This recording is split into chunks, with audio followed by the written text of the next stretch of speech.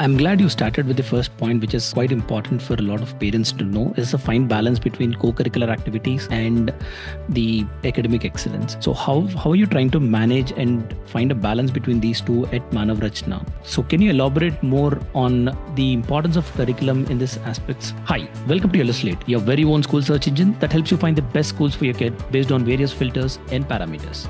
Today we have Ms. Nandini, who is the headmistress of Manav Rachna International School, which is in Faridabad, Sector 21, Gurgaon. Let's talk to her and understand her perspective of various aspects in regards to schooling and parenting.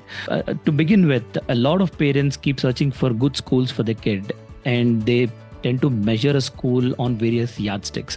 What piece of advice do you have for them in terms of finding the good school? What are the characteristics that they have to look out in a school to be able to judge a school well? What are your thoughts on that?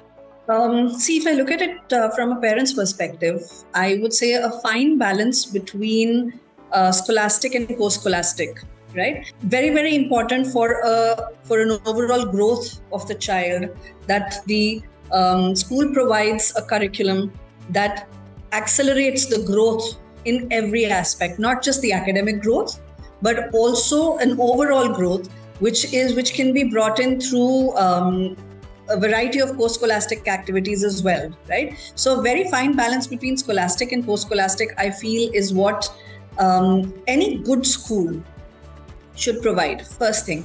The second thing is the environment. The environment has to be very, very accommodating. And the children should feel comfortable in that environment. Let's say, for example, even as adults, if we have to sit in a place where we don't feel comfortable or safe, right? Learning is not going to happen. So the environment has to be conducive to learning. The third is individualized attention.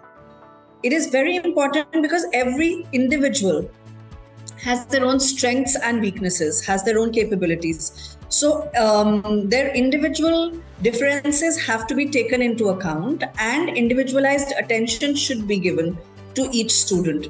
So that's another aspect of a good school. Fourth, I would say the happiness quotient of the school. So when I say happiness quotient, I don't mean that it's only fun and play. There's no learning that's happening. But happiness quotient stems from the fact that children understand very clearly what's happening. Two, they are confident about their learning space, right? They know exactly what's expected of them and what is it that they can do. And three is that they know what they've achieved, right? So if we can provide these four things, I feel, when a parent goes looking for a school, if they look for these four areas and make a decision based on that I feel would be a fairly informed decision.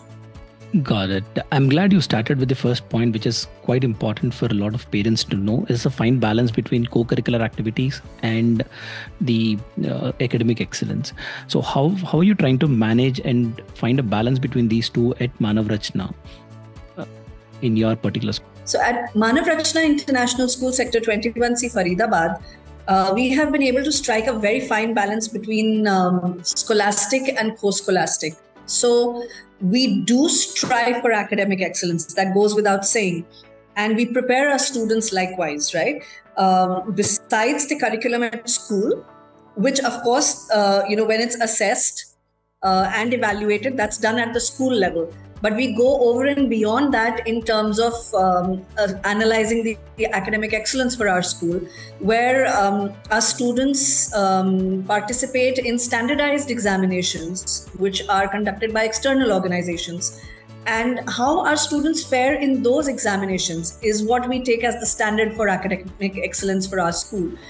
And I share with you with a lot of pride and humility at the same time that our students have been excelling in these standardized examinations, not just at the regional, zonal, state or national level, but also at the international level.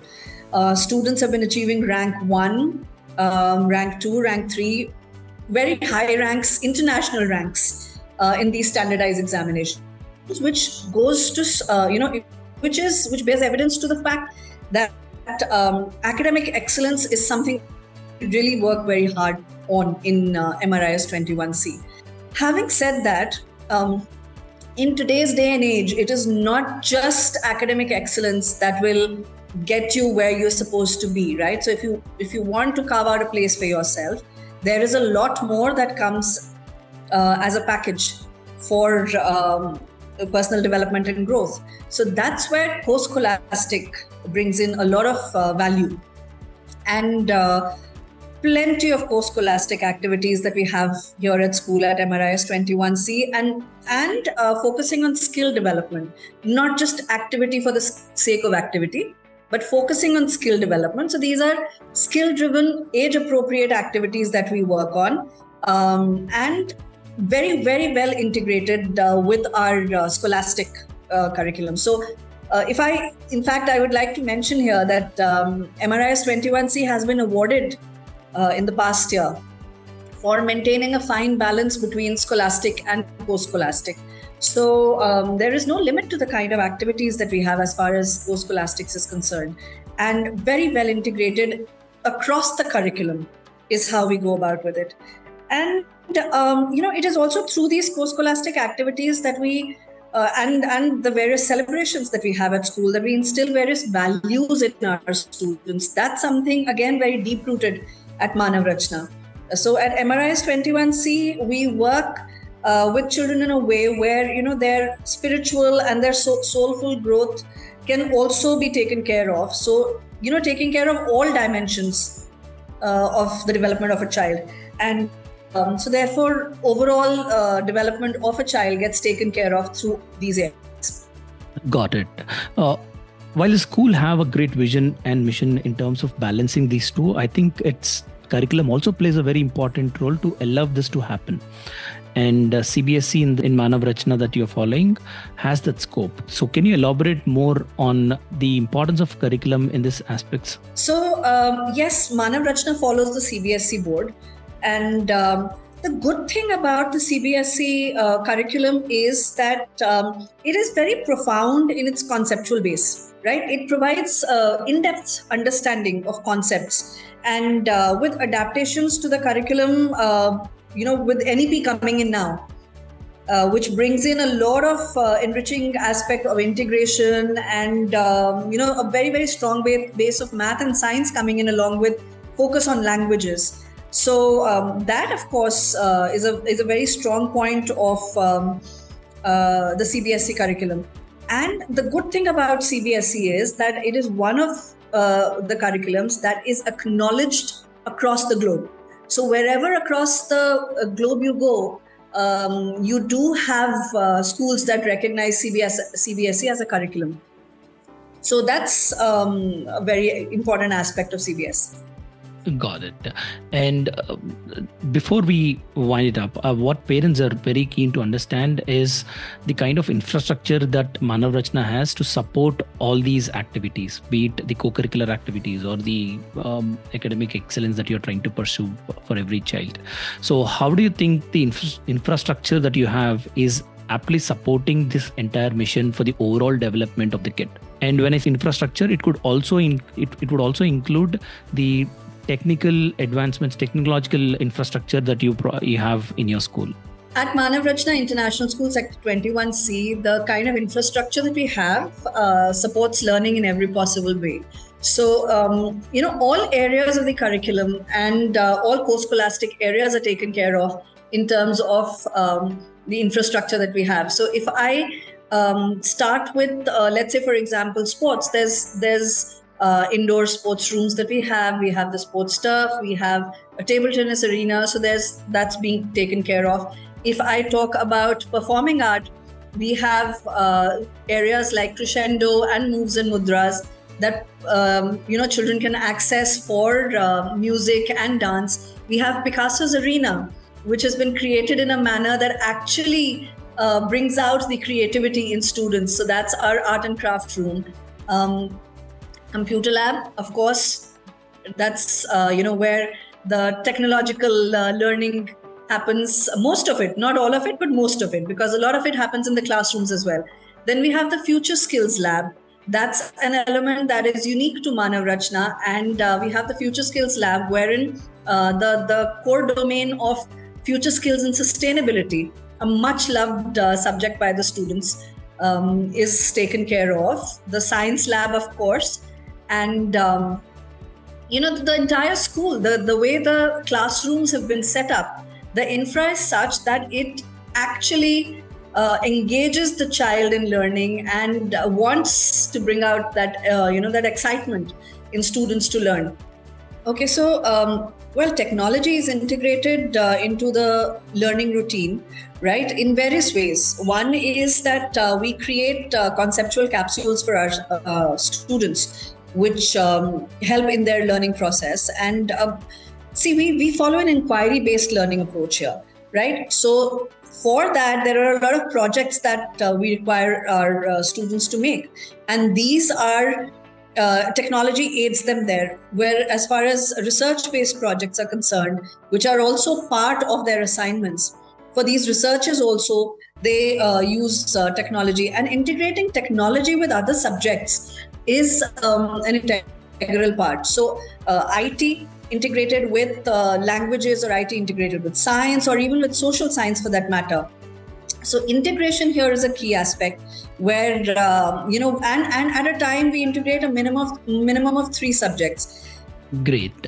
And ma'am, for a lot of parents, they would be very keen to understand what is the admission cycle like at Manav Rachna? Which time of the year should they reach out to the school to get the admission? So can you tell us more on that? Sure. So the admissions actually have started for the session 24-25. And in fact, the first window for admissions of the first level is already done, right? So we're going to open up with the next window soon. And it will go on till the time our seats are full, because we consider first come, first serve basis. Yeah, so once a parent visits the school, that's the ideal way to go about it, because when a parent visits, that's what the interaction with the people at school is very, very important to understand the culture of the school, right? And when you go around, you take a round, you see how people are interacting with each other, how the teachers are interacting with the children, what is the classroom setup like, how are the children actually learning in the classrooms.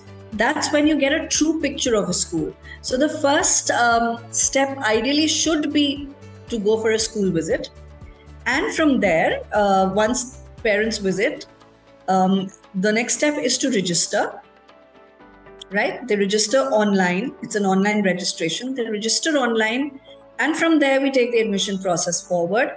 For the admission into early years, there is an informal observation where the teacher sits with the child and understands the readiness of the child, just to know where the child is at, so the child can be taken forward from where they're currently at, right?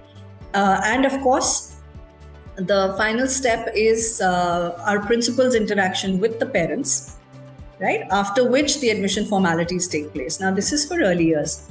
Grade 1 onwards, there is a placement test that the children have to write, based on which the rest of the process follows, which is similar to this one.